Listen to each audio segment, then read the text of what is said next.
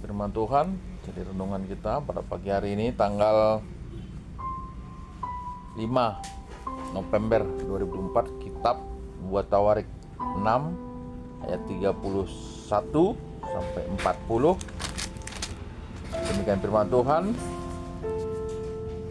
Supaya mereka takut akan engkau dan mengikuti segala jalan yang engkau tunjukkan selama mereka hidup di atas tanah yang telah kau berikan kepada nenek moyang kami. Juga apabila seorang asing yang tidak termasuk umatmu Israel datang dari negeri jauh oleh karena namamu yang besar, tanganmu yang kuat dan lenganmu yang teracung, dan ia datang berdoa di rumah ini, maka engkau pun kiranya mendengar dari sorga, dari tempat kediamanmu yang tetap, dan kiranya engkau bertindak sesuai dengan segala yang diserukan kepadamu oleh orang asing itu, supaya segala bangsa di bumi mengenal namamu, sehingga mereka takut akan engkau sama seperti umatmu Israel, dan sehingga mereka tahu bahwa namamu telah diserukan atas rumah yang telah kudirikan ini. Apabila umatmu keluar untuk berperang melawan musuh-musuhnya ke arah manapun engkau menyuruh mereka, dan apabila mereka berdoa kepadamu dengan berkiblat ke kota yang telah kau pilih ini dan ke rumah yang telah kudirikan bagi namamu, maka engkau kiranya mendengarkan dari sorga doa dan permohonan mereka, dan engkau kiranya memberi keadilan kepada mereka.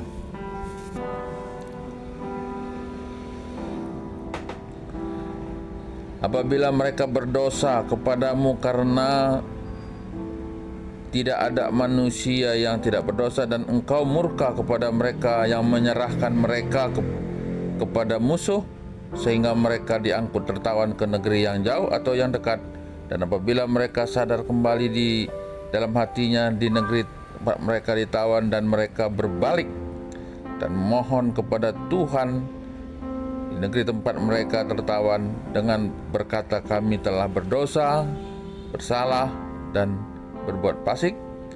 Apabila mereka berbalik kepadamu dengan segenap hatinya dan dengan segenap jiwanya di negeri orang-orang yang mengangkut mereka tertawan, dan apabila mereka berdoa kepadamu dengan berkiblat ke negeri mereka yang telah kau berikan kepada nenek moyang mereka, ke kota yang telah kau pilih, dan ke rumah yang telah kudirikan bagi namamu, maka engkau kiranya mendengarkan dari sorga, dari tempat kediamanmu yang tetap, kepada doa dan segala permohonan mereka, dan kiranya engkau memberikan keadilan kepada mereka, dan engkau kiranya mengampuni umatmu yang telah berdosa kepadamu.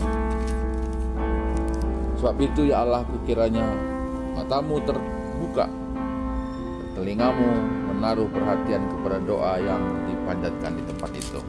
Ya, jadi ini perikop adalah lanjutan dari doa-doa yang disampaikan Raja Salomo saat berada di Bait Allah yang telah didirikan sebagai tempat pertemuan antara umatnya dengan Tuhan. Dan doa itu dicatat di dalam Alkitab ini, tentu itu juga menjadi pengharapan ataupun bagaimana Allah akan melakukan sebagaimana doa yang sudah dicatat di Alkitab ini.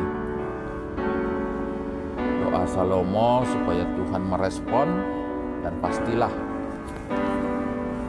perikop ini dicatatkan di Alkitab, Tuhan akan melakukan, dan itu menjadi pengharapan bagi siapapun yang mendengar, membaca, dan percaya kepada Tuhan. Dari perikop ini tadi, bacaan ini pertama disampaikan, jika ada orang asing yang bukan umat Israel, tapi mereka melihat bagaimana Allah orang Israel itu sebagaimana bangsa-bangsa yang lain sekitar bangsa Israel maupun bangsa-bangsa yang pernah dilalui bangsa Israel yang sudah mendengar bagaimana Allah Israel ini begitu dahsyat. Kemudian mereka datang ke bait Allah di sana, dan mereka pun doa-doa mereka pun akan direspon sebagaimana doa mereka yang disampaikan. Ya. Nah, kemudian yang kedua, jika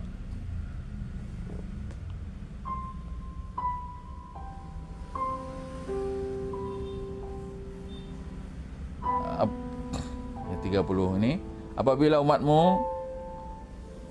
keluar berperang gitu ya, untuk melawan musuh, apabila mereka berdoa kepadamu dengan berkiblat ke kota yang telah kau pilih, yaitu ke Yerusalem, ke bait Allah, maka Tuhan pun akan mendengar doa dan permohonan dan memberikan keadilan kepada mereka. Nah, jadi ini juga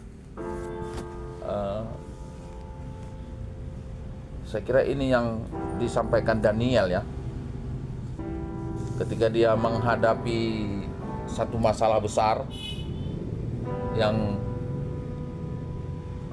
dianggap melanggar satu aturan, ya memang betul melanggar ya, oleh aturan yang dibuat, sehingga dia berdoa ya, berdoa di atas rumahnya itu yang menghadap ke Yerusalem. Nah, zaman-zaman itu semua menghadap ke Yerusalem, sebagaimana umat muslim yang saat ini ya, baik berdoa maupun sembahyang itu kiblatnya ke Ka'bah sana. Nah, orang Israel dulu ya ke Yerusalem. Nah, jika dia pergi berperang akan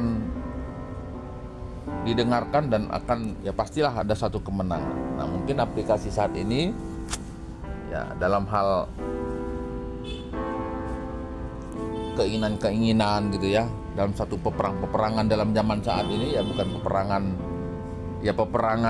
antar negara juga masih ada, tapi mungkin lebih kepada peperangan dalam menghadapi ekonomi, berperang dalam menjalankan proses pendidikan, berperang dalam rumah tangga, berperang dalam menginginkan keturunan, berperang dalam mendapatkan jodoh, berperang dalam mencari nafkah, dan banyak lagi hal dalam situasi saat ini.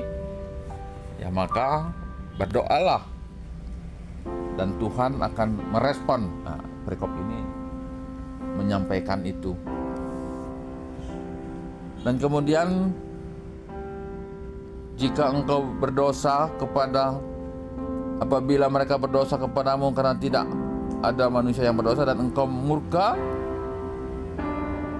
dan menyerahkan mereka kepada musuh sehingga mereka diangkut tertawan ke negeri yang jauh. Nah, ini juga menjadi perenungan untuk orang Israel, tentu satu nubuatan ini ya. Kalau misalnya mereka berdosa dan itu yang terjadi sehingga mereka dibuang baik ke Babylon maupun ke Asyur. Tapi untuk zaman saat ini mungkin banyak tantangan, problem yang kita hadapi oleh karena ketidaktaatan. Mungkin saat ini kita menderita sakit penyakit yang mungkin kita tidak sadari bahwa penyakit itu bukan karena infeksi semata-mata gitu, atau karena umur tua gitu ya, sehingga menurut kita patut dia sakit. Tua pun bisa juga tidak sakit gitu ya. Dan banyak lagi hal lain lah gitu ya, yang kita anggap sesuatu yang alami, sehingga kesan oleh karena berdosa itu tertutupi gitu, tertutupi. Kita tidak bisa melihat Tapi di catatan di Alkitab ini perlu kita merenungkan. Mungkin itu sesuatu yang terjadi akibat ketidaktaatan atau dosa, perbuatan fasik. Dalam Alkitab ini dicatat perbuatan fasik, berdosa, bersalah, berbuat fasik. Maka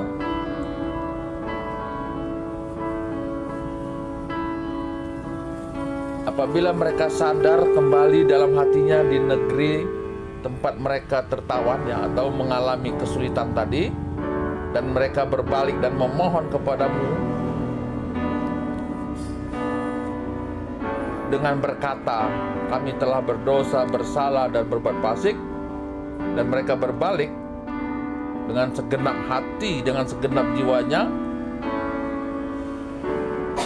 dan berdoa kepada Tuhan, Tuhan akan memberikan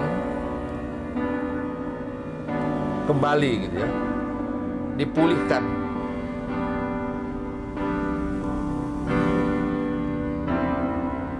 Memberikan keadilan kepada mereka, dan engkau kiranya mengampuni yang telah berdosa kepadamu. Ya, saya kira ini juga jadi perenungan yang dalam bagi kita yang saat ini seringkali gitu ya, soal berdoa ini menjadi suatu kemalasan bagi umat Tuhan. Ya mungkin karena banyak faktor lah. Pertama mungkin tidak terlalu menganggap satu doa itu ada kuasa gitu ya. Atau mungkin punya pengalaman sudah bolak-balik didoakan tapi tidak kunjung ada jawaban. Dan banyak lagi hal lain yang membuat orang itu menjadi malas berdoa gitu ya. Malas berdoa. Juga bisa jadi oleh karena hubungan kedekatan dengan Tuhan juga tidak terjadi, oleh karena mungkin kurang mendengar firman Tuhan, kurang membaca firman Tuhan, sehingga doa-doa ini tidak dianggap sebagai sesuatu yang penting. Padahal dalam Alkitab ini, dalam perikop kita ini, bagaimana Tuhan akan merespon doa-doa orang yang bersungguh-sungguh ya. Jangankan orang percaya, orang yang di luar bangsa Israel pun gitu ya, dicatat dalam perikop ini. Ketika dia melihat bagaimana Tuhan itu luar biasa bekerja ya pada zaman-zaman itu, ketika bilang orang bangsa Israel lewat saja, orang sudah mulai gemetar. Karena orang sudah mendengar bagaimana Allahnya Israel itu begitu nyata terjadi. Mereka mengalami kemenangan demi kemenangan yang tidak masuk akal gitu. Kenapa tidak masuk akal? Karena memang Tuhan yang berperang. Nah mungkin itu juga menjadi perenungan sekaligus penyemangat bagi kita untuk melihat bagaimana Allah bekerja bagi orang-orang yang percaya sepenuh hati ketika dia mendoakan gitu ya. Ya saya kira di YouTube itu banyak ya orang-orang hamba-hamba Tuhan yang dipakai luar biasa, yang malah katanya yang orang Afrika itu ya sudah 14 kali orang mati dihidupkan. Nah ini kan luar biasa ya, 14 orang yang sudah mati, jelas-jelas mati, didoakan untuk dihidup dan mereka hidup. Nah itu, bukankah itu boleh kita bilang sebagaimana Yesus lakukan? Dan memang Yesus sendiri pun sudah dicatat di Alkitab. Ketika kamu percaya, kamu bisa melakukan lebih dari apa yang aku lakukan. Nah jadi kalau kita sering bilang bahwa kita tidak mungkin seperti Yesus, malah kita sering kali bilang kita tidak akan bisa melakukan sebagaimana Alkitab catat. Nah ini kan pembodohan gitu ya, kemerosotan iman. Dan bukan kadang-kadang bukan cuma pertua dia, kan pendeta yang ngomong kayak gitu. Nah ini juga jadi pembelajaran, jadi penyesatan gitu. Nah saya kira tidak mungkin Allah mencatat di Alkitab ini menjadi pedoman hidup manusia, sesuatu yang tidak bisa dikerjakan. Berbahagialah orang yang merenungkan firman Tuhan siang dan malam, karena ia akan hidup seperti pohon yang tumbuh di pinggir sungai, yang berbuah pada musimnya dan daunnya tidak pernah layu, dan apapun yang dilakukannya akan berhasil. Demikian firman Tuhan. Amin.